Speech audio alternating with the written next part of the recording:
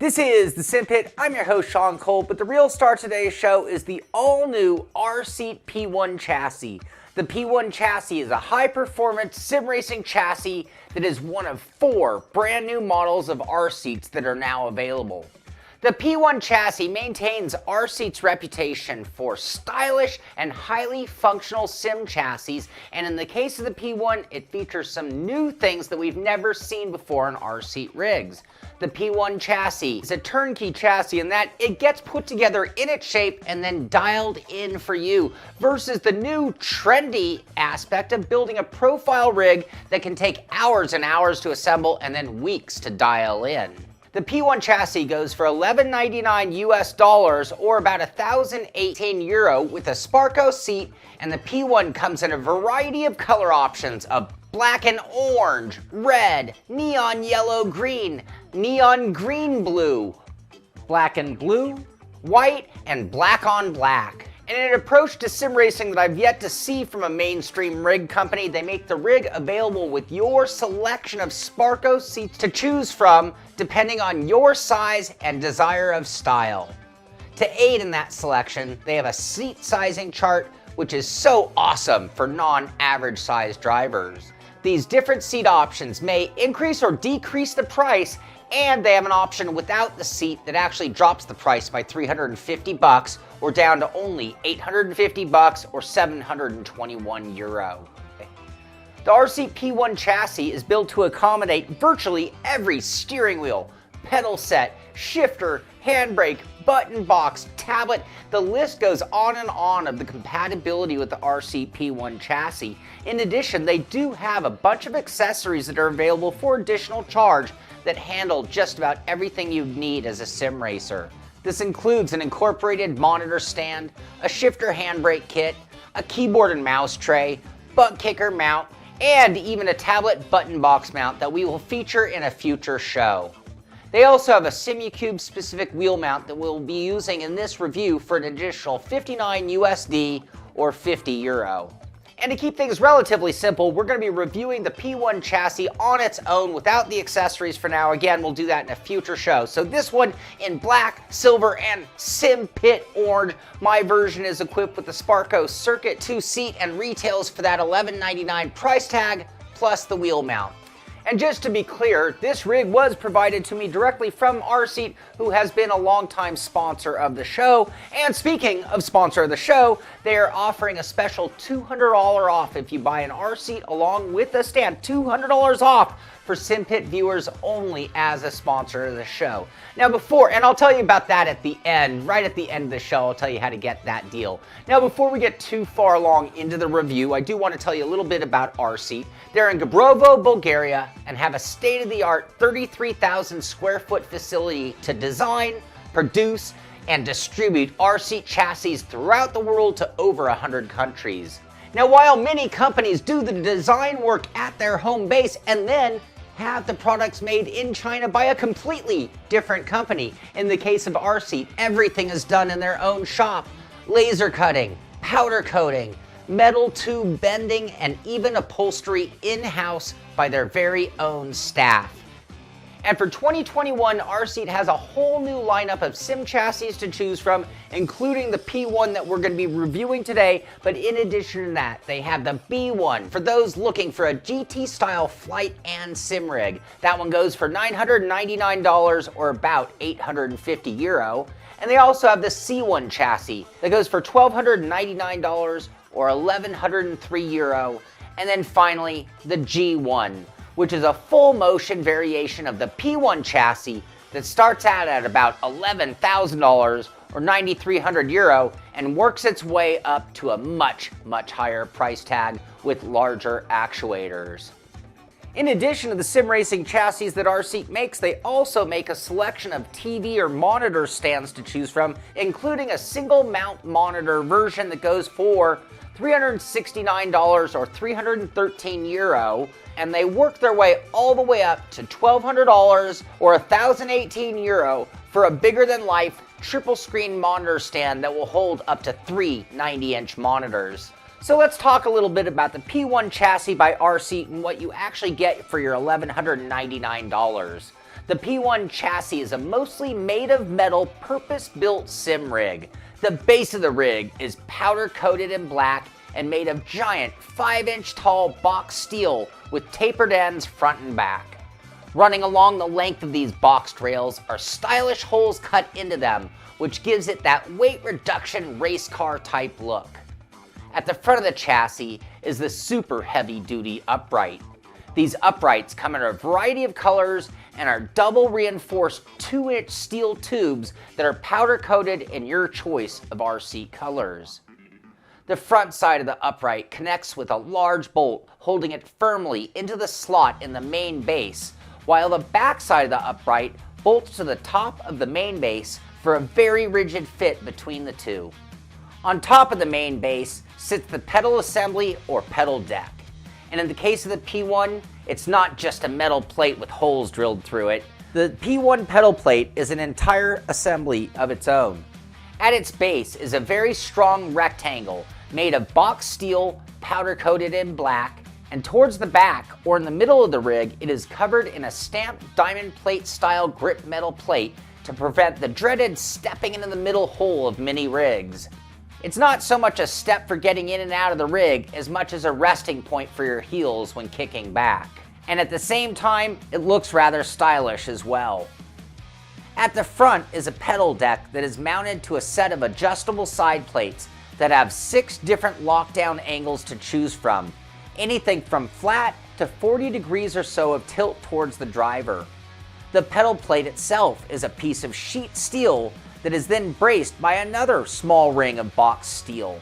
This makes for a very stiff plate that is then drilled out for all of the common pedal brands and then has some additional slots to accommodate unknown or future brands. This entire top structure can then move forward and backwards on its sliders for distance adjustment by simply pulling up on the lever and moving the entire pedal base. At the rear end of the rig is the seat mount of the P1. It utilizes a pair of steel uprights that bolt to the inside of the lower structure. Atop those uprights are a pair of seat sliders that then have seat adapters on top of them that allow you to mount the seat in a bunch of different heights and angles. My model is a genuine Sparco racing seat, the Circuit 2, that has a fiberglass shell in black and is upholstered in that typical racing seat fabric along with some of the nicest embroidered logos I have seen all over it. The seat has a very deep bucket and is a real modern racing seat along with the blinders, as I like to call them, or the helmet limiting arms sticking out. The bottom of the seat and the shoulder areas are covered in a texture pattern to prevent wear.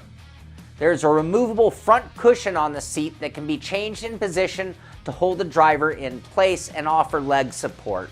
And like the pedal base, to adjust the seat distance, you just simply pull up on the lever and move it back and forth.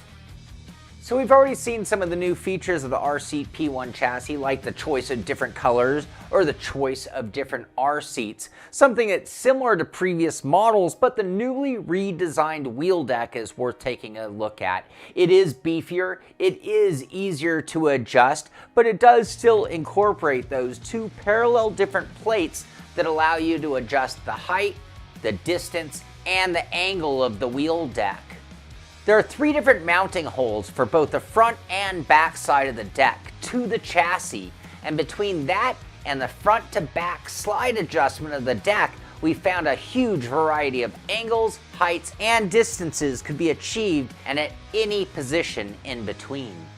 The wheel deck itself is a solid piece of steel plate that is then drilled out for a huge variety of wheels. They also have a semi-cube wheel adapter for those using that wheel in particular. When you step back and look at the rig from a distance, I have to say, it's absolutely gorgeous. I can't believe that I can finally order a rig in a variety of colors, and in this case, in my case, it's Simpit orange. I just love the look of the rig. It is a very unique design that again maintains the RSeat look that they have become known for. but they have kicked it up a notch. RSeat has broken the mold on the traditional chassis by making it available in your choice of colors, by letting you pick the seat that you want to fit the rig, by making it easy to adjust and making it highly compatible and easy for everybody out there to use. The P1 chassis is a one-of-a-kind rig. With its orange, black, and silver finish, it has a lot of character, and it's such a nice change of pace from the traditional black on black color scheme that sim chassis have become known for. It's flashy, it's racy, it's rock solid, and it's built for the future. And with an authentic Sparco seat, it is even recognizable by the general automotive enthusiast.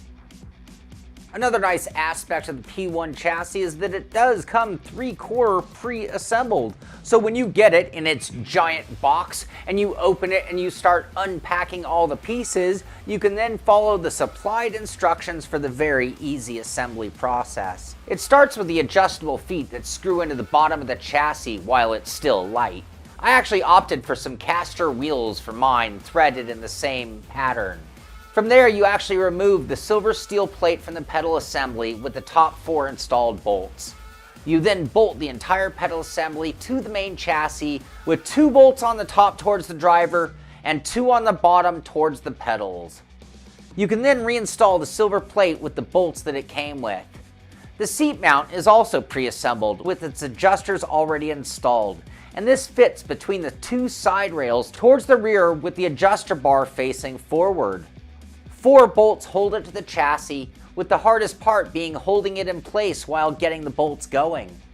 And from there, we can install the seat mounts to the sides of the seat at any desired height and angle, with 4 slots in the rear and 6 slots in the front to choose from.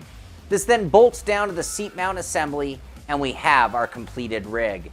It only took about 15 or 20 minutes with some very basic skills to get it completely done, and now we're ready to install our gear.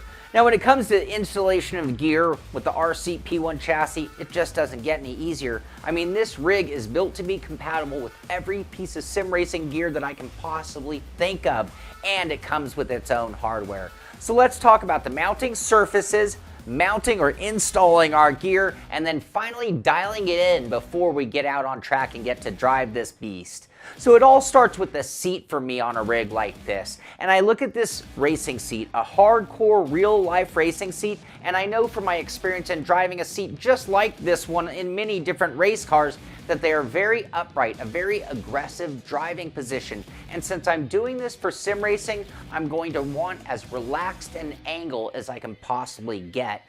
Therefore, I know that I will mount the seat at the most reclined position I can. The seat can be mounted into 4 different slots at the rear and 6 different slots at the front, giving drivers some angle and height adjustment here. In the back, I could use only the top 3 slots with this seat, but that was about 1.5 inches or nearly 4 centimeters of up and down at the rear.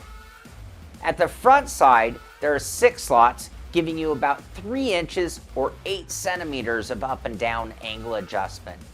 With my seat mounted as lean back as I wanted it, it put the bottom of the seat about 5.5 inches or 14 centimeters above the silver deck and about 1 inch or 2.5 centimeters higher than the pedal deck. In addition, on the sliders, the seat can be adjusted a little over 8 inches or 20 centimeters front to back. And when mounting the seats within the slots, you can actually stretch that distance out by another 1.5 inches or 4 centimeters front to back. So a total range of 9.5 inches or 24 centimeters of front to back seat adjustment. This should fit just about every height driver. With the seat all mounted up in the position that I wanted, I could then mount my wheel to the rig and move on to figure out the height, the distance, and the angle that I want my wheel set at. I figured I wanted on the lower mounts of the 3 that I had to choose from on the frame. Then I leveled out the plate and installed my wheel. I'm using a Simucube 2 wheel, and I also used the $59 mount from RSeat. That went on the wheel with 4 bolts, and then 4 bolts later, the wheel and mount were on the deck. Now I can judge the distance that I need from the seat and then the angle. In general, I found that you had 3 inches or 7.5 centimeters of up and down adjustment from the deck itself in those mounts. And then if you moved it up to the top mounts, it raised it up another inch or so. The angle adjustment went from all the way to practically facing down to facing upwards, almost like a bus wheel would be mounted. You could also slide the entire deck front and back within these mounts, and that gives you another 1 3/4 inches or 4.5 centimeters of back and forth adjustment. This wheel deck mount is drilled out for every wheel under the sun. Literally, every wheel that comes to mind should be compatible with this plate. The deck itself measures in at 8 3/4 inches or 22 1/4 centimeters wide and 6 inches or 15 1/4 centimeters front to back. At its lowest setting, the wheel deck ends up about 15 inches or 38 centimeters above the pedals, or on the high side as much as 19 inches or 48 1/4 centimeters higher than the pedals. So with our seat and our wheel adjusted to exactly where we want them, we can move on to the pedals. The pedal deck itself is fairly large, coming in at 17.5 inches or 45 centimeters long by 17 inches or 43 centimeters wide. When it comes to pedal sets, the P1 has a series of holes that fit all versions of Fanatic pedals, all Thrustmaster pedals, including the rudder pedals, and all of the Logitech pedals, as well as the Pro, Ultimate, and Sprint variations of the Husingfeld pedals. In addition to those pre-drilled holes, there are rows of slots going from left to right that will be easy to adapt for most custom or DIY pedal kits. Another adjustment is the angle of the pedal tray. There are 6 pre-drilled holes that can then hold the entire deck at that given angle of anywhere between flat to up to about 40 degrees of incline or recline, whichever it is when they're tilting towards the driver. The final adjustment is the distance from the driver. The entire pedal assembly moves forward and backward when the adjuster lever is pulled, giving you about 6.5 inches or 16.5 centimeters of front to back adjustment. Again, like the wheel, the RSeat came with the hardware to bolt down my pedals, and after finding the corresponding 4 holes, which there were, I bolted down my Ricmotech pedals and was done with installation. I also found that my pedals prefer the flat installation, so I use no incline.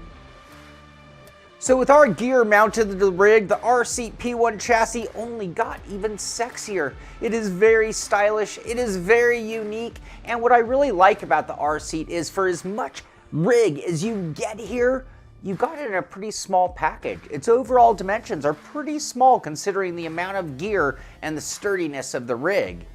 It is a very clean and efficient chassis, measuring in at a length of only 70 inches or 178 centimeters long, and only 23.6 inches or 60 centimeters wide. RSeat says the P1 chassis will work with drivers from 4 foot 2 inches all the way up to 6 foot 7 inches tall. So with everything dialed in, so it was just to the point of perfection with my wheel, pedals, and seating position just perfect. It was time to finally get this baby out on track and see what it can do. And with any chassis, it really starts with getting in and out of the rig. I mean, you can't even drive it without getting in and out of the rig, and that is an area that the RSeat P1 chassis excels. It has really nice curves in that upright that give you just enough room to get your feet in easily. It also has a medium overall height, and that means the seat isn't too far down to the ground. Adding the ease of getting in and out is that it is easy to operate the slider. If you had slid the seat back to get out, then it's even easier when you get back in. You just have to pull the seat forward again to drive. Once you have lowered yourself into the P1 chassis, my next thought was in regards to the seat itself. This is a serious racing seat, and it is built for racing cars. It has a very deep bucket, meaning that you are really down into this seat. It is a little restrictive in the left to right movement. I also found that the lumbar support was a little flat for me when I first sat down. However, that was all helped by the nice recline that I had set into the seat, and I was overall pretty comfortable. I could then reach out and feel my wheel placement and angle. And this is when things really started to get good. I am for the most part a GT style driver. That is the position I like, and it is the type of car that I drive the most. I found the wheel positioning for the RSeat P1 chassis to be perfect. I mean the exact distance, the exact angle, and the exact height that I want my wheel to be at. This makes the act of driving so much more effortless. With the perfect angle and height, I find myself fighting the wheel very little, and it is in position for very smooth turning. I also found the P1 to be the stiffest of the RSeats that I have ever tested. Yes, this rig is very direct drive capable, and it works under heavy load as I demand as a sim racer. Wiggle free, flex free, and overall rock solid. I found that my wheel generated so much force that it would wiggle the rig on its caster wheels, but not the wheel deck, not at all. The mounts are held strong and never let the wheel come out of adjustment while driving. The pedals are mounted just slightly lower than my seat, making for a comfortable angle of attack when mounted flat like they are. With the seat leaned back a little, the lower pad gives good support for my legs at that angle as well. I found it very easy to operate my pedals and at the same time to be able to rest when just letting my feet sit on the pedal plate. When it comes down to the strength of the RSeat, it has a very solid pedal deck setup. That box frame support deck is very, very strong and flex free. I felt no movement or flex from the pedals, and that was using the heaviest pedal I own, my Ricmotec hydraulic brake pedal.